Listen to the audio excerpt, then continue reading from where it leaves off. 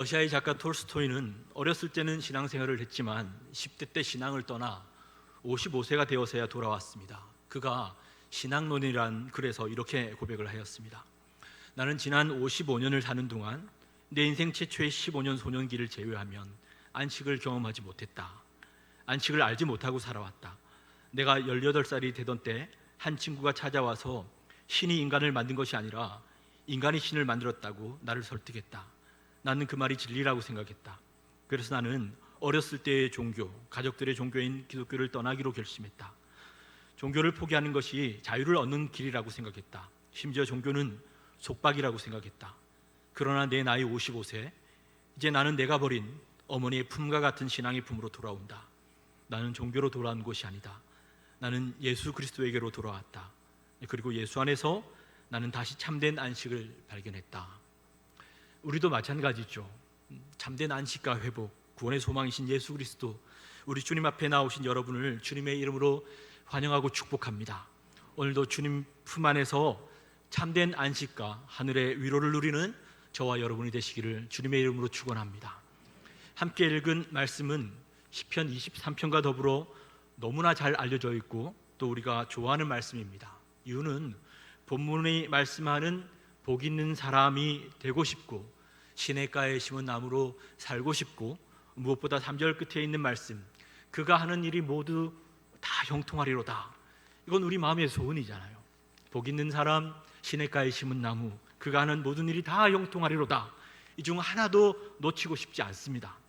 이 소원들이 다 이루어지기를 축원합니다. 근데 여러분 그거 아십니까? 말씀은 하나인데 그 말씀을 보는 우리의 시각, 원함은 사람마다 다 다르다는 거. 무슨 뜻이죠?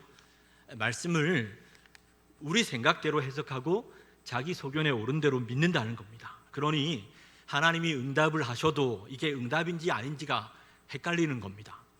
그러나 하나는 분명합니다. 제가 앞에서 언급한 세 가지, 복 있는 사람, 시냇가에 심은 나무, 그가 하는 모든 일이 다 형통하리로다. 이 세 가지는 하나님도 여러분의 삶 가운데 꼭 이루기를 원하시는 축복이라는 것을 믿으시기 바랍니다. 요한일서 5장 14절 말씀에 그의 뜻대로 무엇을 구하면 들으심이라 분명히 약속하셨습니다. 그러면 우리는 먼저 이 말씀에 대한 내 생각을 내려놓는 것이 필요합니다. 만약에 저나 여러분이 하나님 복 주세요, 저 꼭 복 있는 사람 되게 해주세요 라고 기도했다면요, 하나님은 저나 여러분이 생각하는 그 복을 주실까요? 하나님이 원하시는 복을 주실까요? 여기에서 신앙의 괴리가 일어납니다. 그러니 생각하셔야 합니다. 내 생각, 내 신념은 능력이 없습니다. 내 신념을 붙드는 걸 믿음이라고 하지 않죠. 믿음은 하나님 말씀을 믿는 것입니다. 오직 하나님의 말씀에 능력이 있기 때문입니다. 하나님께서 빛이 있으라 하시기 전에 먼저 빛을 생각하셨겠죠. 그리고 그 빛이 존재하게 된 것입니다. 하나님께서 물과 물을 나뉘라 하실 때 하나님은 물을 어떻게 나누실지에 대한 그림, 계획을 가지고 계셨고 그 계획이 성취된 것입니다. 신약시대에 와서 예수님께서 병자를 고치실 때 종종 하신 말씀이 내 죄사함을 받았느니라고 말씀하셨죠. 그때 내 죄사함을 받았느니라 라는 말씀은 죄사함은 물론 구원과 치유를 주시는 능력의 말씀으로 역사하였습니다. 하나님은 빛에 대하여 물에 대하여 죄사함과 치유에 대한 생각을 가지고 계셨습니다. 그러면 복도 마찬가지겠죠. 복도 하나님께서 생각하신 복이란 어떤 의미일까요? 하나님이 주시는 복을 이야기할 때 일반적으로 사용하는 단어는 바라크입니다. 그런데 시편 1편의 복은 조금 다른 아샤르라는 말입니다. 이 말은 축하합니다 라는 의미입니다. 우리 좌우에 계신 분과 한번 인사하실 때 예배 자리에 오셨네요, 축하합니다, 이렇게 한번 인사하실까요? 무슨 말일까요? 주일날 예배 자리에 온 것 자체가 복받은 거라는 말입니다. 여기에 사용된 아샤르라는 말이 이미 복된 존재라는 의미입니다. 우리의 구원과 생명이신 예수 그리스도를 영접한 저와 여러분, 예배 자리에 함께한 저와 여러분은 이미 복된 존재임을 믿으시기 바랍니다. 지금의 코로나 상황이 너무 답답하고 가슴 아픈 이유는 온 교회가 다 함께 예배하고 기도하며 주의 몸을 일으켜야 할 그날만 소망하고 있는데 그런 우리를 너무 지치게 하기 때문입니다. 지난 6월 말경에 신의호 목장의 한 집사님께서 저희 교구 사역자들을 당신의 집으로 초대하셨습니다. 예배드리기 전 기도 제목을 여쭈었는데 이 80이 다 되신 어르신께서 글썽글썽 눈물을 보이시면서 하시는 말씀이 자기가 너무 갈급하대요. 너무 그렇게 목마를 수가 없대요. 집사님의 그 마음이 제 가슴에 확 와닿는데 지금까지도 그 어머님의 말씀이 지워지지가 않습니다. 나 너무 갈급해요. 너무 예배드리고 싶어요. 코로나 상황이 우리를 이렇게 지치게 하고 힘들게 한다는 말은 많이 하지 않습니까? 그런데도 하나님, 나 너무 갈급합니다. 정말 예배하고 싶어요. 이런 말을 우리가 또 잘 안 하지 않습니까? 정말 주님을 목놓아 부르고 싶고 영혼의 가람으로 인한 갈증이 누구에게나 부어지는 게 아닙니다. 혹 여러분의 마음 안에 그런 사모함과 갈급함이 있다면 그런 분은 지금 대단히 복된 상태인 것입니다. 그런데요, 지금 내가 그런 상태라고 해서 과연 악인의 꾀를 따를 일이 없는가? 죄인의 길은 아예 서고 싶지도 않고 혹시라도 오만한 자의 자리에 앉게 될까 봐 너무 두렵다, 그러십니까? 복 있는 사람도 악인의 꾀, 죄인의 길, 오만한 자의 자리에 앉고 싶은 마음이 아예 없는 것이 아닙니다. 그러나 그런 생각과 마음이 들 때마다 그 마음을 가지고 하나님 앞에 나아가는 사람, 하나님 앞에 나아가서 하나님 말씀으로 다스림 받는 사람, 악인의 꾀, 죄인의 길이 정말 좋아 보이고 나를 행복하게 해줄 것처럼 보여도 그것이 정말 그러한지를 말씀으로 분별하는 사람, 진짜 그 사람이 복 있는 사람이죠. 저는 이런 은혜와 복이 우리 가운데 함께하기를 소망합니다. 근데 이게 처음부터 이렇게 되지 않습니다. 또 내가 언젠가 그렇게 살았다고 해서, 그렇게 스스로를 위로한다고 해서 지금도 그런 건 아니죠. 중요한 건 지금입니다. 지금 내가 하나님의 말씀과 과연 어떤 관계에 있는가, 이게 중요하죠. 2절 말씀입니다. 오직 여호와의 율법을 즐거워하여 그의 율법을 주야로 묵상하는도다. 율법을 즐거워한다. 율법을 얼마나 즐거워하냐면 주야로 묵상하는 사람. 그래서 율법이 삶의 기준이 된 사람은 무엇이 악인의 꾀고 어떤 게 죄인의 길인지, 이건 내 길 아니야 하고 분별하는 게 어렵지 않겠죠. 그러나 예수님을 믿어도 말씀이 즐겁지가 않아요. 그러면 말씀을 가까이 하지 않겠죠. 성도의 삶의 말씀이 기준이 되지 못하는 것입니다. 붙들고 있는 말씀이 없으니 자신도 모르게 악인의 꾀를 따르고 죄인의 길이 가고 싶고 오만한 자의 자리에 앉는 그것을 복으로 여기는 분도 있고, 심지어 기도의 자리에 나와서도 그것을 위해 기도하는 분이 적지 않습니다. 이유는 하나입니다. 아직 하나님 말씀이 기준이 아니기 때문입니다. 성경에 기록된 악인이란 말을 그런 차원에서 이해하셔야 합니다. 하나님의 기준으로 보면 누가 악인인가? 표준이 없는 사람, 기준이 없어요. 그 말은 자기에겐 하나님이 없다는 말이죠. 시편 14편 1절 말씀에 어리석은 자는 그의 마음에 이르기를 하나님이 없다 하는도다. 그들은 부패하고 그 행실이 가증하니 선을 행하는 자가 없도다. 하나님이 없다 하는 사람은 아무리 선한 일을 한다고 해도 선한 게 아닙니다. 죄인도 마찬가지입니다. 흔히 뉴스에 나오는 범죄자들만 죄인인 거 아니죠. 성경이 말하는 죄인은 목표가 없는 사람입니다. 정확하게는 목표에서 빗나간 사람, 목표를 잃어버린 사람이 죄인입니다. 여러분의 목표, 여러분의 목적은 무엇입니까? 죄인이라는 말이 목적을 빗나간 사람이라고 했잖아요. 그런데 자신이 정한 목적을 빗나갔다고 해서 그런 분들을 죄인이라고 하진 않죠. 그건 자기 목적을 이루지 못한 것이지 죄는 아닌 겁니다. 그렇다면 어떤 사람이 죄인일까요? 내 목적이 아닙니다. 하나님의 목적입니다. 하나님이 목적을 정하셨는데 그 목적을 빗나간 것이 죄인 겁니다. 여러분, 하나님이 왜 사람을 지으시고 왜 이스라엘 백성들을 구원하셨죠? 이사야서 43장 말씀입니다. 21절에 이 백성은 내가 나를 위하여 지었나니 나를 찬송하게 하려 함이라. 7절 말씀에 내 이름으로 불려지는 모든 자 곧 내가 내 영광을 위하여 창조한 자를 오게 하라. 내가 그를 내가 지었고 그를 내가 만들었느니라. 출애굽기 3장 12절 말씀 함께 읽겠습니다. 시작. 내가 반드시 너와 함께 있으리라. 네가 그 백성을 애굽에서 인도하여 낸 후에 너희가 이 산에서 하나님을 섬기리니. 아멘. 하나님이 사람을 지으시고 구원하신 이유는 하나님의 영광을 위함입니다. 어떻게 하면 하나님이 영광 받으실까요? 우리가 세상적으로 성공하고 잘 되면 영광받지 않으실까 싶지만 근본적으로는 하나님께서 우리의 찬송을 인하여 영광받으시고 예배를 통해 영광받으신다고 하셨죠. 바꾸어 이야기하면 우리가 진심으로 하나님 그분을 기뻐하고, 여러분 누군가를 기뻐해 보신 적 있죠?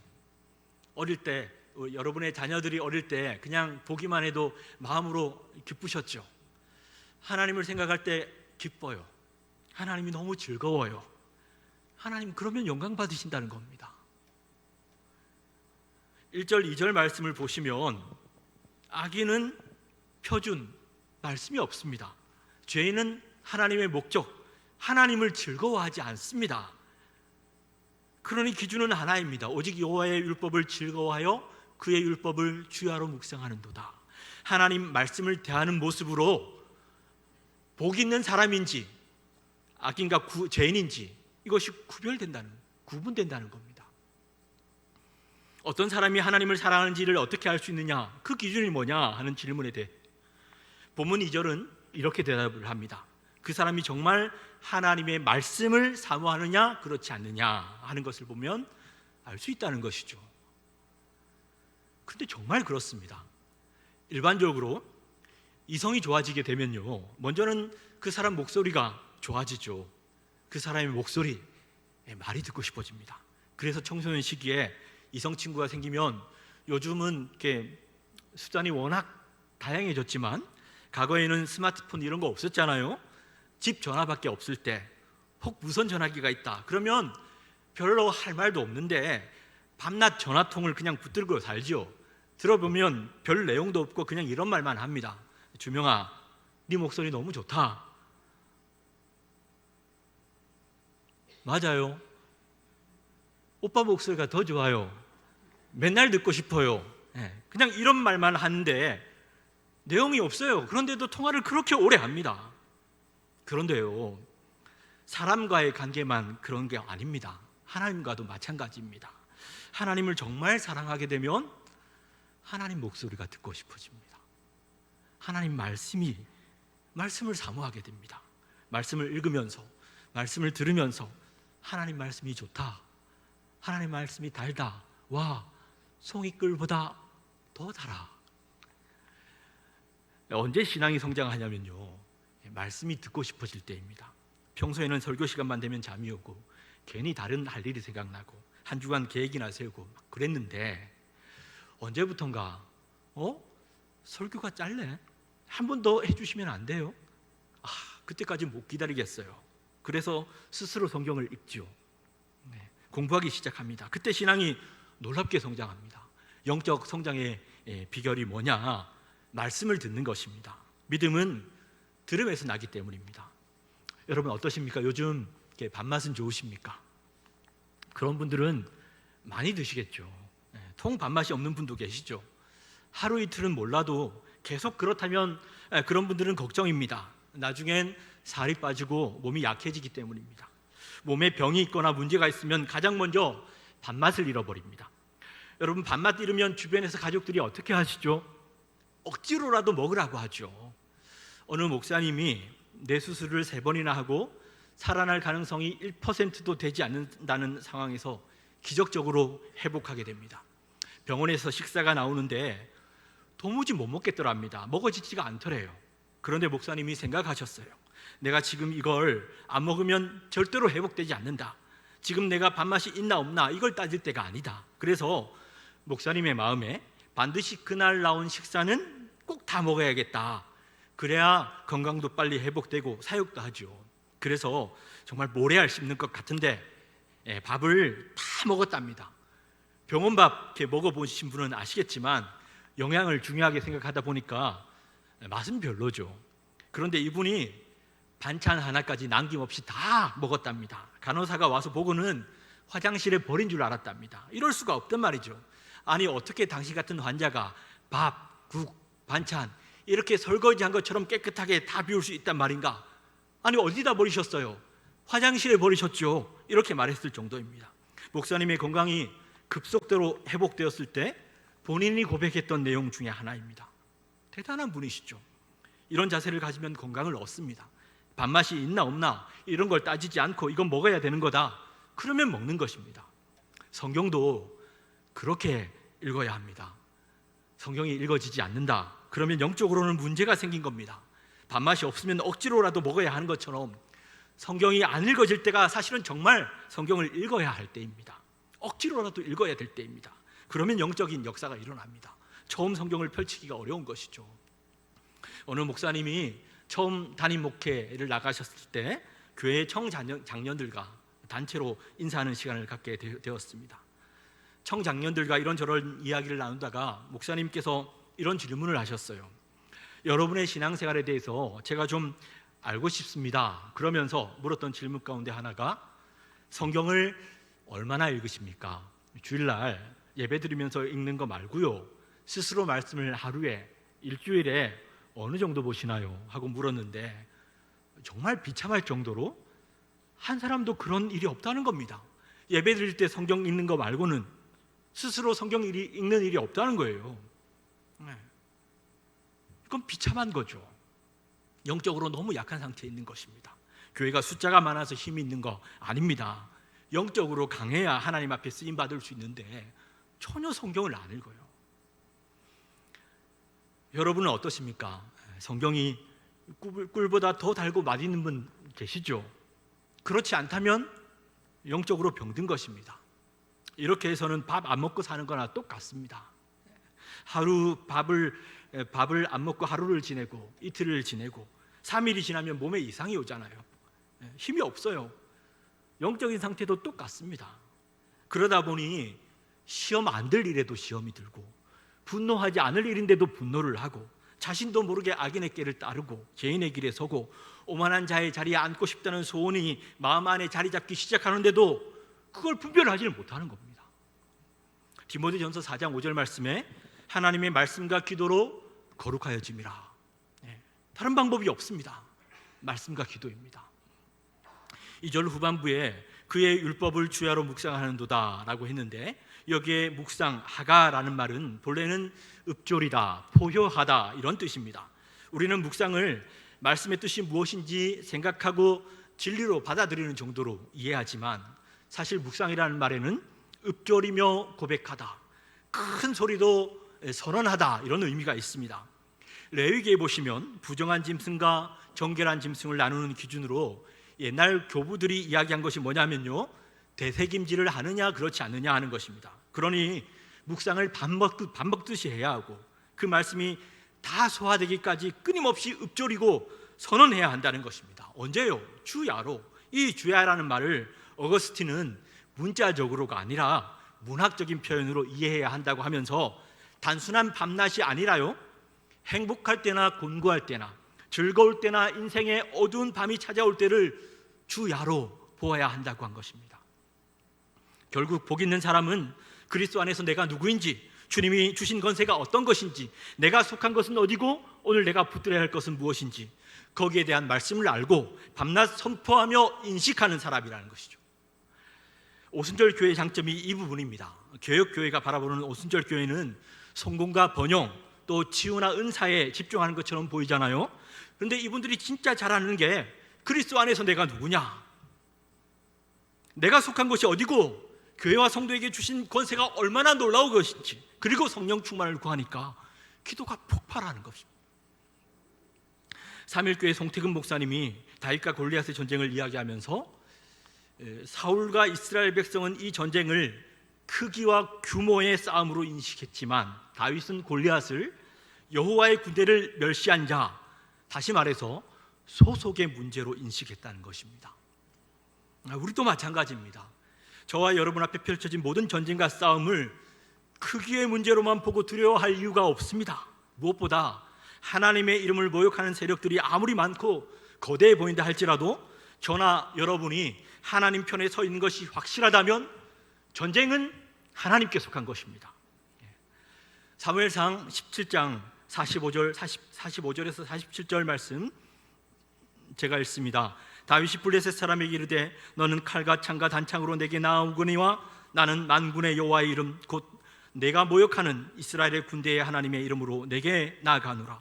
오늘 여호와께서 너를 내 손에 넘기시리니 내가 너를 쳐서 내 목을 베고 블레셋 군대의 시체를 오늘 공중의 새와 땅의 들짐승에게 주어 온 땅으로 이스라엘에 하나님이 계신 줄 알게 하겠고, 함께 읽습니다. 또 여호와의 구원하심이 칼과 창에 있지 아니함을 이 무리에게 알게 하리라. 전쟁은 여호와께 속한 것인즉 그가 너희를 우리 손에 넘기시리라. 아멘. 할렐루야. 수많은 문제와 전쟁들이 우리를 초라하게 하고 무기력하게 하고 두려움 가운데로 몰아가는 이유는 내가 이 전쟁에 대해 할 말이 없기 때문입니다. 여러분, 여기에서도 마찬가지입니다. 내 생각과 막연한 신념에는 능력이 없습니다. 그냥 될 거라고 믿는 게 아닙니다. 그래서 우리는 말씀 앞에 반응해야 하고 적극적으로 묵상하면서 말씀으로 믿음의 방패를 만들고 말씀으로 성령의 검을 들어야 합니다. 맞습니다, 주님. 저는 하늘에 속한 자입니다. 예수 그리스도의 보혈이 내 죄를 대속하여서 저는 하나님의 자녀가 되었습니다. 사망과 어둠과 저주가 더 이상 내 삶을 가로막을 수 없는 이유는 우리 주님께서 저를 생명과 빛과 축복 아래로, 생명과 빛과 축복 아래로 옮겨주셨기 때문입니다. 여러분, 이것이 묵상이고 기도이고 찬양입니다. 그러니까 묵상과 기도와 찬양이요, 본래는 말씀을 들을 때 동시에 일어나게 됩니다. 여러분, 내 문제와 내 전쟁을 묵상할 이유가 없습니다. 기도 시간에 잠잠히 기도하시면서 내 문제가 얼마나 큰지를, 내 문제가 얼마나 어려운지를 묵상하고 있을 이유가 없습니다. 내 잘못, 내 연약함, 내 감정은 묵상의 대상이 아니죠. 우리가 붙들고 묵상해야 할 것은 하나님은 어떤 분이신가? 하나님이 얼마나 크고 위대하신가? 하나님이 얼마나 선하신 분이신가? 하나님 안에서 나는 누구이고 주 안에서 지금 내 위치는 어디인가? 지금 나는 누구와 함께 있는가? 그러면서 나는 세상이 아니라, 전쟁터가 아니라 하나님께로, 하나님의 보좌 가운데로 나아가게 되는 것입니다. 전쟁과 문제가 없기 때문이 아니라 어떠한 상황에 있든지 관계가 없는 것은 나는 시냇가에 심기운 나무이기 때문입니다. 내가 살아가는 땅이 비록 팔레스타인과 같이 척박하고 메마른 땅일지 모르겠지만 생수의 근원이신 주님은 결코 메마르거나 부족함이 없으시기에 어떤 상황에서도 열매를 맺고 그 잎사귀가 마르지 아니함 같으니 그가 하는 모든 일이 다 형통하리로다. 성경이 그려놓은 진정한 성도와 교회의 모습이 바로 시냇가에 심은 나무입니다. 큰 비가 올 때만 일시적으로 물이 흐르는 그런 시내가 아닙니다. 마치 인공적으로 만들어 놓은 수로 곁에다가 나무를 옮겨다 놓은 거예요. 지극히 시냇가에 심은 나무입니다. 그러면 하나님을 떠나고 말씀을 떠날 때 그때는 어떻게 될까요? 4절에 보시면 그림 하나가 그려져 있죠. 바람에 나는 겨와 같도다. 엄청난 차이 아닙니까? 3절 말씀 같이 읽겠습니다. 시작. 그는 시냇가에 심은 나무가 철을 따라 열매를 맺으며 그 잎사귀가 마르지 아니함 같으니 그가 하는 모든 일이 다 형통하리로다. 아멘. 저는 하나님께서 이 은혜와 축복을 우리 모두에게 주시길 원한다고 믿습니다. 여기에서 하나 우리가 해결해야 할 것이 바로 3절 끝부분에 있는 형통이라는 말인데요, 성경에 기록된 두 개의 형통이 있습니다. 우리말로는 둘 다 형통이지만 첫 번째 형통은 세상적인 번영, 성공, 인간의 욕망의 성취를 나타낼 때 사용하는 셀라흐라는 말입니다. 이것은 세상적인 번영과 성공입니다. 두 번째는 찰라흐라는 말인데 이것은 하나님이 우리 인생을 향해 돌진해 오신다라는 의미입니다. 하나님이 우리 인생에 돌진해 오셔서 우리의 꿈은 부셔버리고 하나님의 꿈으로 인생을 새롭게 하신 것을 이야기할 때 찰라흐라는 단어를 쓰는데 여기에 사용된 단어는 찰라흐입니다. 대표적인 인물이 요셉입니다. 하나님이 요셉의 인생에 돌진해 오셨죠. 무엇 때문에? 요셉의 인생 가운데 하나님의 꿈을 이루시기 위해. 그래서 그는 형제들에게 버림받아야 했고 애굽의 종으로 팔려가야 했습니다. 그런데 성경은 그가 보디발의 집에서 종살이하는 장면을 두고 그의 범사에 형통하게 하심을 보았더라 이렇게 기록합니다. 또 그가 감옥에 들어갔는데도 똑같이 그를 범사에 형통하게 하셨더라 라고 기록합니다. 그러니까 이 형통은 하나님의 계획이 이루어져 가는 것을 말하는 것이죠. 여러분, 성경에 보면 정말 이해가 되지 않는 한 사람이 나오는데요. 사사기 16장에서 18장에 기록된 삼손입니다. 그는 분명히 사사죠. 근데 이해하지 못할 행동들을 너무 많이 합니다. 근데 말씀을 자세히 보시면요, 여러분, 요셉에게 사용되었던 이 단어, 이 형통이라는 말이 삼손이 원수들을 무찌를 때마다 거기에 적혀 있어요. 찰락, 하나님의 영이 강하게 임하시니 삼손이 그들을 무찌르는 겁니다. 이스라엘 백성들 가운데 그 누구도 블레셋과 싸우려고 하지 않은 그때에 단 한 사람 유일하게 그들을 적으로 인식하고 그들과 싸웠던 사람이 삼손이거든요. 그러니까 하나님께서 거기에다가 어떤 말을 썼냐면 형통하게 했다라고 적혀 있죠. 저는 여러분과 여러분의 가정과 자녀들, 또 주님께서 세우신 우리 교회 가운데 이 형통함의 은혜가 함께 하시기를 축원합니다. 형통이라는 말의 의미가 제대로 녹여져 있는 간증 하나를 소개하려고 하는데요, 꽤 오래전 서울역에서 노숙자 무료급식을 하셨던 유정옥 사모님의 간증입니다. 읽어드리겠습니다. 아들 셋, 딸 하나, 4명의 자녀가 있다. 이 세상에서 내가 가장 소중히 여기는 보물들이다. 아들 둘은 내가 낳았고 나머지 아들 하나와 딸 하나는 하나님이 그저 선물로 주셨다. 1989년 어느 봄날 우리 교회에 남루한 옷을 입은 한 남자가 아들 하나, 딸 하나를 데리고 예배를 드리러 왔다. 지나가는 길이었는데 예배 시간이어서 들어왔다고 했다. 아이들에 비해서 나이가 많아 보이는 아버지는 언뜻 보기에도 병색이 완연했다. 그 외에도 몇 차례 교회에 왔다. 예배만 드리고 갈 뿐 어디에서 왔는지 누구인지 좀처럼 말하지 않았다. 철이 바뀌어도 그들의 옷은 바뀌지 않았다. 그 아버지는 두 아이가 이 세상의 가장 귀중한 보물인 것처럼 언제나 양손에 꼭 붙들고 있었고 그 아이들을 바라보는 그윽한 눈이 그것을 말해주고 있었다. 그해 여름 7월 31일 가장 무더운 날이었다. 오후 3시쯤엔 땅에서 올라오는 열기로 숨이 콱콱 막힐 정도였다. 그 시간에 울면서 다급하게 말하는 한 소년의 전화를 받았다. 사모님, 우리 아빠가 숨을 안 쉬어요. 어떻게 해야 할까요? 갑작스런 전화를 받고 나니 윙윙 소리가 날 뿐이다. 밖에 나가 누구든지 어른을 붙들고 부탁해라. 우선 아버지를 병원으로 모셔야 해. 내가 곧장 거기로 갈게. 거기 어디니? 나는 비로소 그곳이 성남인 것을 알았다. 우리 교회가 종로 5가에 있으니 바삐 떠나도 언제쯤이나 도착할지 아득하기만 했다. 몇 번 우리 교회에 나왔던 그 아이들의 아버지는 그렇게 세상을 떠났다. 초등학교 6학년 아들과 2학년인 어린 딸아이를 이 세상에 남겨두고 빈소에는 아무도 오지 않았다. 먼 친척이 있기는 한 것 같은데 혹시 왔다가 이 아이들을 떠맡게 될까 봐 안 오는 것 같았다. 빈소를 지키며 나는 그 아이들의 아버지를 생각했다. 그 아버지는 깊이 병든 몸으로 왜 성남에서 종로 5가에 있는 우리 교회까지 먼 곳으로 와서 예배를 드렸을까? 무엇을 하나님께 기도했을까? 아마도 저 아이들을 부탁하지 않았을까? 병든 아버지의 기도 부탁을 듣고 하나님은 부지런히 찾으셨으리라. 그 아이들을 잘 길러줄 새로운 부모를.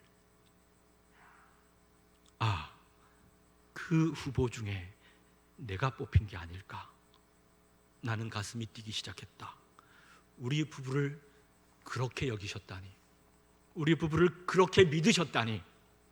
나는 남편에게 그 이야기를 했고 남편도 나의 등을 두드려주며 자랑스러워했다. 아이들의 아버지는 벽지에 매장해주고 우리 부부는 아이들을 데리고 우리 집으로 돌아왔다. 남자아이는 우리 큰애보다 나이가 많아서 우리 집의 장남이 되었다. 그래서 우리 집엔 아들, 딸, 아들 이렇게 4명의 자녀를 두게 되었다. 그날부터 19평짜리 우리 아파트엔 6명이 복닥되기 시작했다.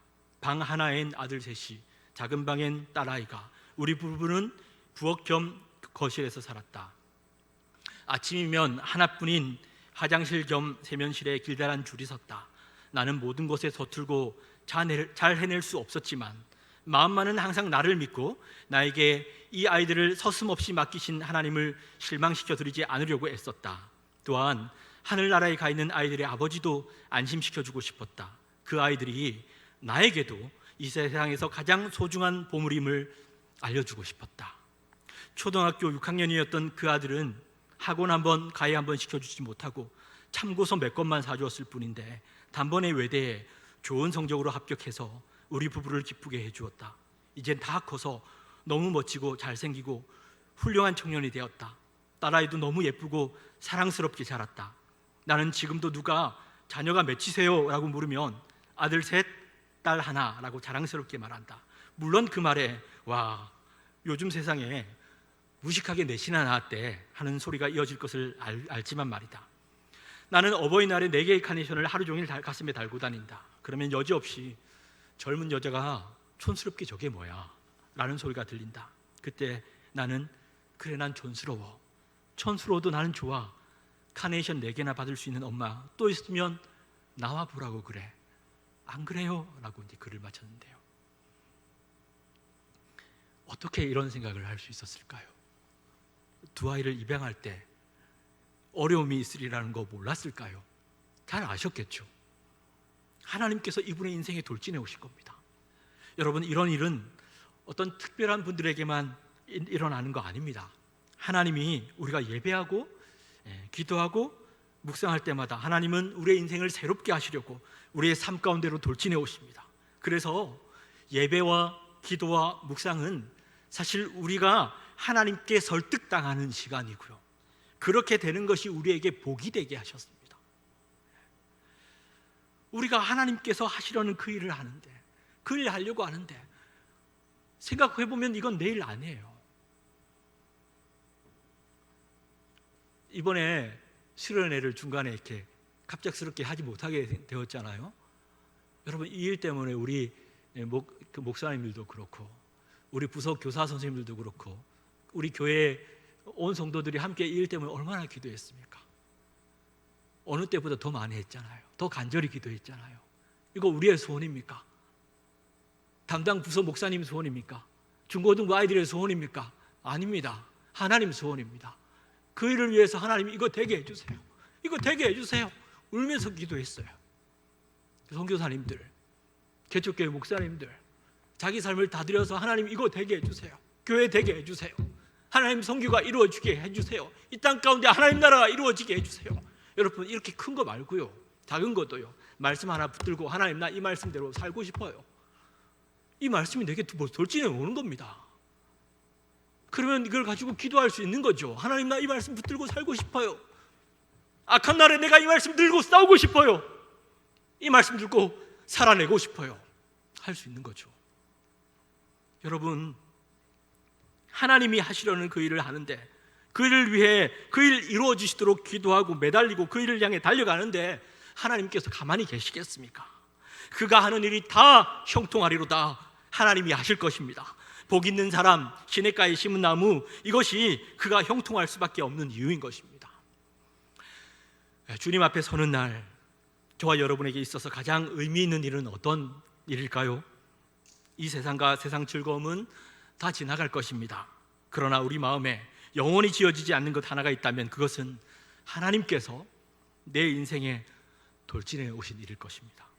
저는 저와 여러분이 말씀과 기도로 더욱더 강건해져서 하나님께서 돌진해 오시는 그날을 준비하고 또 믿음으로 반응하며 걸어가는 복 있는 사람이 되시기를 주님의 이름으로 축원합니다.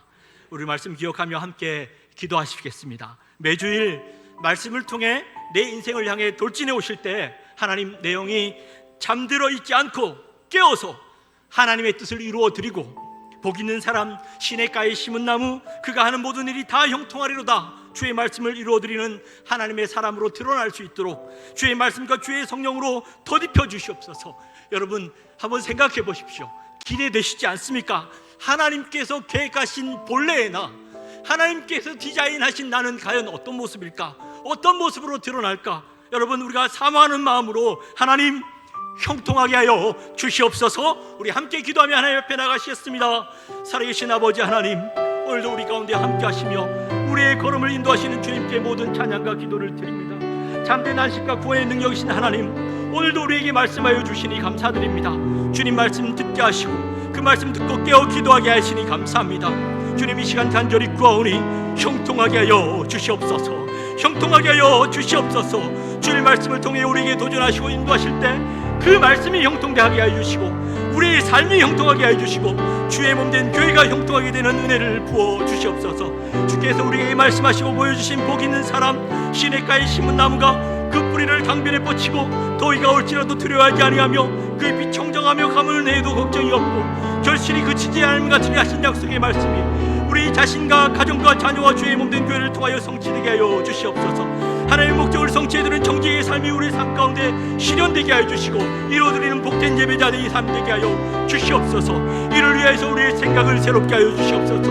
묵상을 새롭게 하여 주시옵소서. 우리가 붙들어야 할 것과 회복해야 할 것들을 온전히 붙들게 하여 주시되 우리가 하나님 하늘에 속한 것과 주님의 자녀된 것과 교회와 성도에게 주신 권세와 능력과 아버지 안에서 내 아이의 위치가 어디인지 더욱 온전히 깨닫게 하여 주시고 가르쳐 주셔서 모든 문제와 전쟁 가운데도 성령의 검과 믿음의 방패로 무장하여 승리하게 하여 주시옵소서.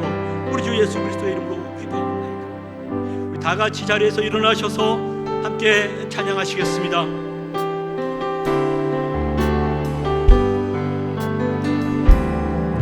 지금 서 있는 이곳에서 높임을 받으소서. 내가 받는다 주님의 딸이니 하늘이 주의 이름 높이 올리며 넓은 바다가 줄 도래 모든 만물 주를 경배해 모든 입술 주를 찬양해 천지를 만드신 만물의 통치자 높임을 받으소서. 내 평생에 주의 이름 높이며 어느 곳에서든지 주님을 예배하리라. 내가 받는 모든 땅 아버지의 영광이 선포되어야 하니 찬양하며 주님을 예배할 때 하늘 가득한 주의 영광 보리라. 나를 통하여 나의 입술을 인하여 주의 이름 높임을 우리 다시 한번 선포하며 찬양하십시다. 모든 만물 주를 경배해 모든 입술 주를 찬양해 천지를 만드신 만물의 통치자 높임을 받으소서. 내 평생에 주의 이름 높이며 어느 곳에서든지 주님을 예배하리라. 내가 받는 모든 땅 아버지의 영광이 선포되어야 하니 찬양하며 주님을 예배할 때 하늘 가득한 주의 영광 보리라. 나를 통하여 나의 입술을 인하여 주의 이름 높이를 받으소서. 나를 통하여 나의 입술을 인하여 주의 이름 높이를 받으소서. 기도하시겠습니다. 주의 날을 기억하여 주의 교회로 구별하여 주시고 우리를 사랑한다, 참 귀하다, 참 복되다 말씀하여 주시니 감사드립니다.